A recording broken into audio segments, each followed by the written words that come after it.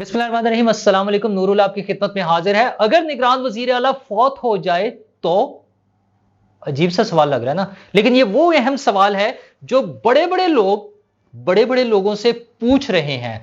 वो बड़े लोग कौन है जो पूछ रहे हैं, और वो बड़े लोग कौन है जिनसे ये सवाल पूछा जा रहा है, और ये सवाल क्यों पूछा जा रहा है, इसके पीछे असल कहानी क्या है।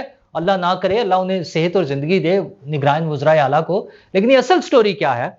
और दूसरी तरफ हमारी वो जो 130/139 नंबर की अदलिया है, वो बाकी चीजें तो रोक नहीं सकती। मिलिट्री कोर्ट्स पर भी जो व्यूज आ रहे, वो कमेंट्स आ रहे हैं, वो भी जरा मुख्तलिफ किस्म के हैं, लेकिन मार्शल्लाह को रोक लेंगे और मार्शल्लाह में मुदाखलत भी कर लेंगे।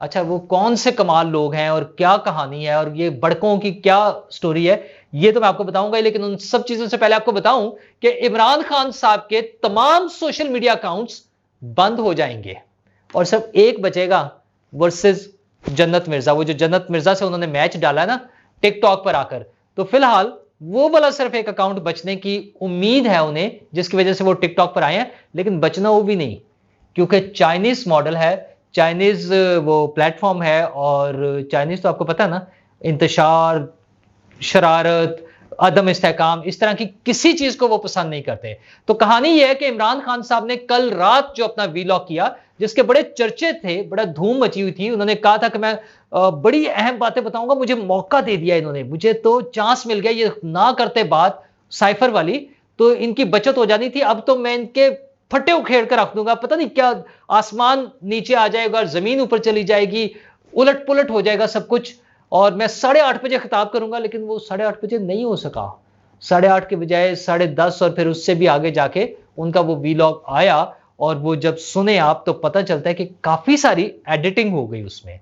एडिटिंग क्यों हुई? उनको बचाने के लिए उनके कुछ दोस्त, समझदार दोस्त जो हैं, दोस्त समझदार भी तो होते हैं ना, तो वो उन्हें बचाना चाहते हैं। वो नहीं चाहते कि वो कोई ऐसा ब्लंडर मारे जिसके बाद वो खुद बुरी तरह से फंस जाए। उससे पहले ही कुछ लोग तो पहले से ही उनको मशवरा दे रहे थे, जिनमें मैंने आपसे कल भी जिक्र किया था कि मोहित पीरजादा उन्हें कह रहे थे कि सर हथौला रखें, छोड़ दें, आप ट्रैप हो जाएंगे, फंस जाएंगे, ना आइएगा। बाद में खैर उन्होंने भी तारीफ की, वाह क्या कमाल किया खान साहब ने। खान साहब ने कमाल क्या किया? कुछ भी नहीं किया। वो सारी बातें जो वो रिपीटेडली कह रहे थे पहले से, वो करते रहे। सिर्फ उसमें उन्होंने अपनी बेबसी, अपनी माजूरी, अपने आप को कठपुतली साबित किया कि मुझे सब कुछ पता था, सब कुछ मेरे सामने हो रहा था।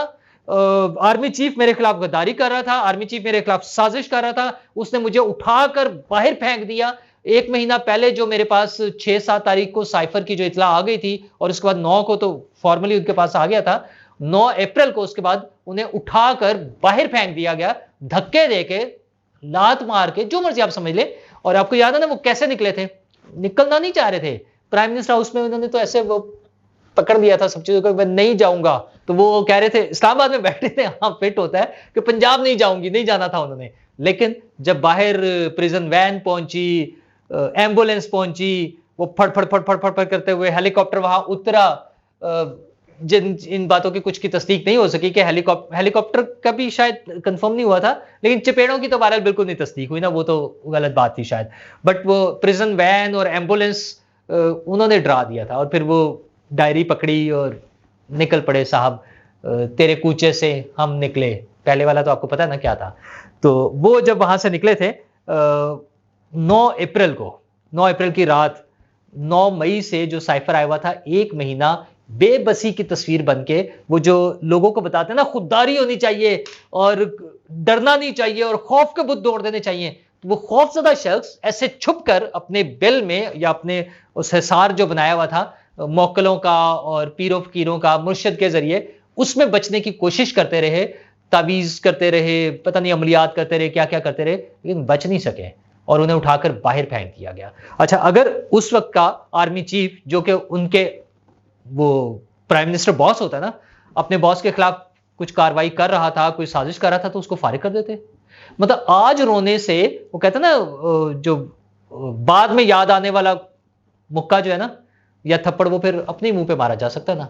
तो वो अब वो रोते हैं कि वो मेरे खिलाफ यूं हो गया, यूं हो गया। और उसमें सबसे बड़ा ब्लंडर उन्होंने जो दोबारा मारा है, वो है उन्होंने कहा कि हुसैन हक्कानी को $30,000 देकर उसी दौर में उनसे लॉबिंग कराई गई। अब हुसैन हक्कानी के खिलाफ उन्होंने पहले भी बात की थी, और हुसैन हक्कानी जो पाकिस्तान के सफीर भी रह चुके हैं, बड़ी नोन पर्सनालिटी है, मेमो केस में भी बड़े मशहूर हुए थे। वो इमरान खान साहब को एक लीगल नोटिस भेज चुके हुए हैं।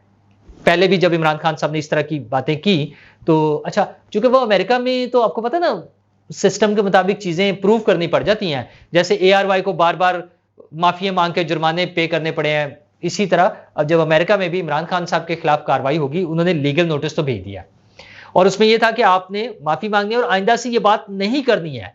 तो इमरान खान साहब ने फिर दोहरा दी है। अब उनसे हमारे दोस्त हैं रिजवान रजी साहब, उन्होंने पूछा हुसैन हक्कानी साहब से कि सर ये अब क्या होगा? उन्होंने कहा वो लीगल प्रोसीजर है, वो पूरा होगा, मैं लीगल कार्रवाई करूंगा। जाहिर है वहां की लीगल कार्रवाई जो होगी तो उसके नतीजे में इन्हें बड़ा कुछ भुगतना पड़ेगा।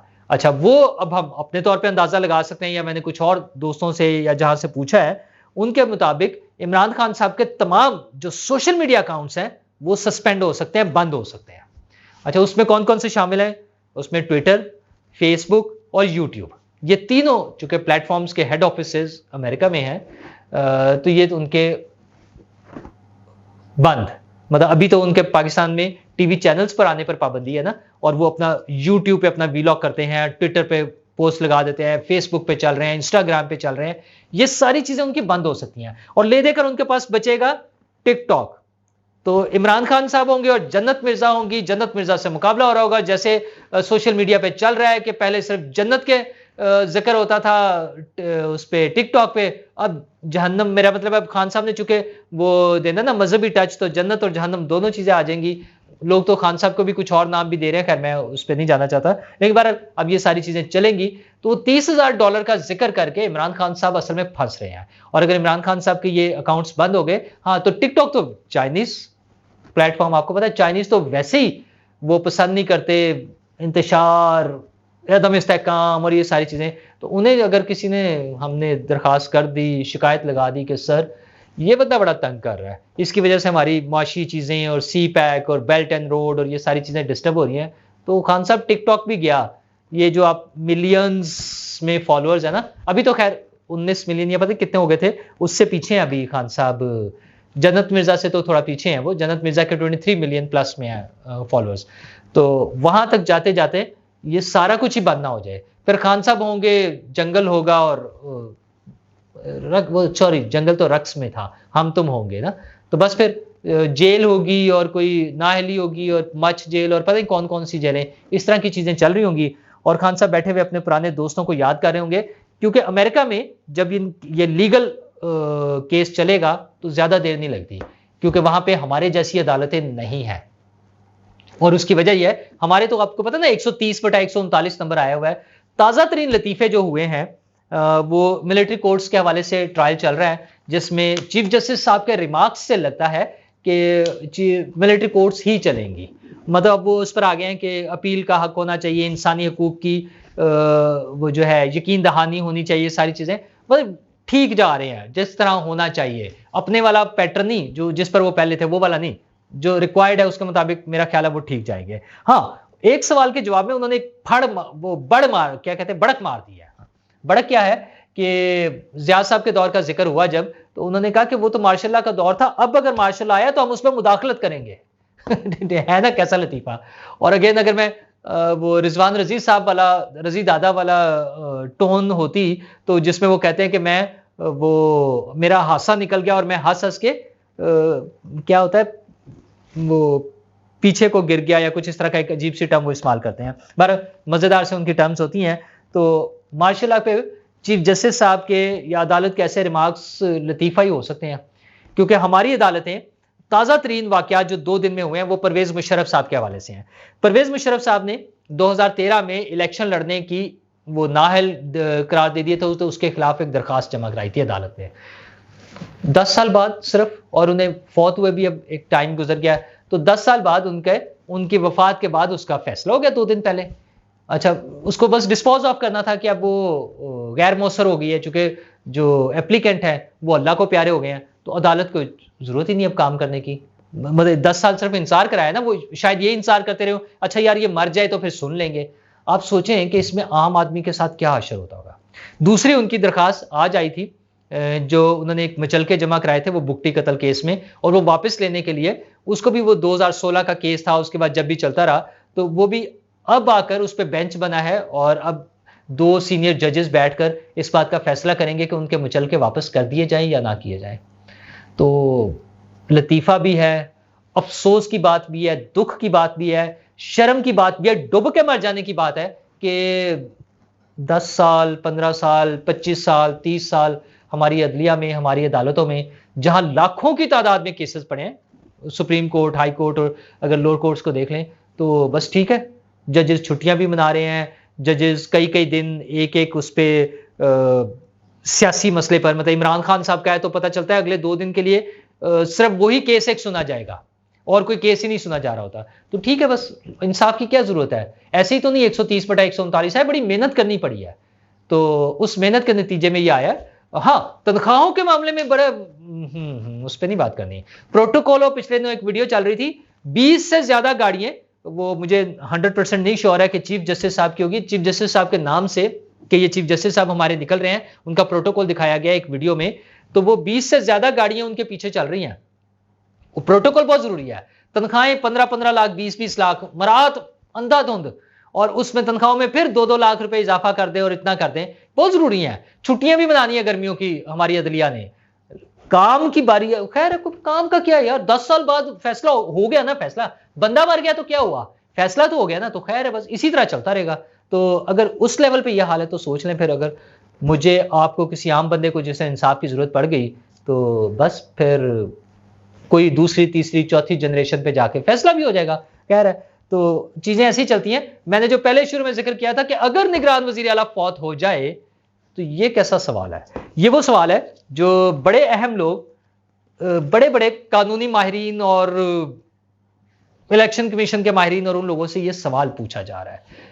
अच्छा, और पूछा कैसे जाता है? उन्हें कहते हैं कि अगर केपी के निगरान वजीर आला फौत हो जाए तो क्या होगा?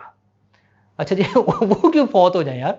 लेकिन खैर उस पर इजाफा भी कर दिया, अगर अल्लाह ना करे, अल्लाह ताला उनको सेहत दे, जिंदगी दे, खुशहाल रहें, खुशो खुर्रम रहें, लंबा अरसा हुकूमत करें, चाहे ये निगरान वाली कर लें, फिर आ जाए दोबारा, कोई बात नहीं, हमें कोई एतराज नहीं है, तो वो खुशो खुर्रम रहें। सवाल यह है कि अगर वो किसी वजह से खुद रिजाइन कर दें या कोई ऐसी नागहानी आफत आ जाए, मौका आ जाए, तो फिर क्या होगा? मतलब वज़ीर आला तब्दील किस तरह करना है?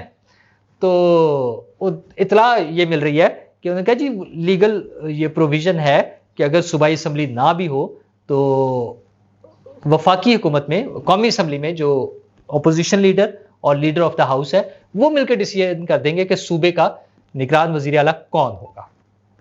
असल कहानी यह है कि मोहसिन नकवी साहब फेवरेट आदमी है। अच्छा, बात चीजों में वाकई उन्होंने बड़ा अच्छा परफॉर्म किया है, तो जो लोग परफॉर्मेंस को मॉनिटर कर रहे हैं, देख रहे हैं, वो बड़े खुश हैं उनसे। वो कहते हैं यार बड़ा कमाल का आदमी है, बड़ी मेहनत करता है, बड़ी भागदौड़ करता है, और जो कहते हैं वो कर देता है, वो डूअर है, मतलब उसको टास्क दे वो पूरा करता है टास्क, तो ये अच्छा बंदा है। तो कहीं ना कहीं उनके बारे में ये कंसिडर होता है कि क्यों ना उन्हें निगरान वजीर आजम बना दिया जाए।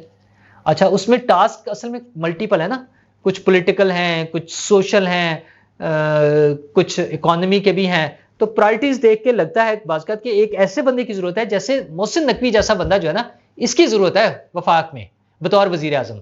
तो अगर इसको लाया जाए तो क्या इशू क्या है? तो इशू यह आता है कि फिर यहाँ की कैसे तब्दील होगा, एक फिर नया वजीर आला बन जाएगा, तो ठीक है फिर नया वजीर आला बना ले। तो उस बारे में डिस्कशन होती रहती है। देखें क्या ऐसा ही मुमकिन है अगर मोहसिन नकवी साहब वजीर आजम बन जाते हैं तो यहाँ किसकी लॉटरी निकलेगी? वैसे तो पहले भी कई नाम आते रहे, मुझे तो लगता है कि अगर मोहसिन नकवी को देखना है बतौर वजीर आजम, तो फिर वजीर आला के तौर पे आमिर मीर भी बड़ा सूटेबल नाम है। वो भी उन्हीं की तरह उनके साथ साथ बड़ा एक्टिवली चीजों में इन्वॉल्व, और वो जो ना क्या कहते हैं उसको, रिजल्ट्स देने वाले बंदे के, अच्छा ये करना है तो फिर ये लो ऐ करता जी।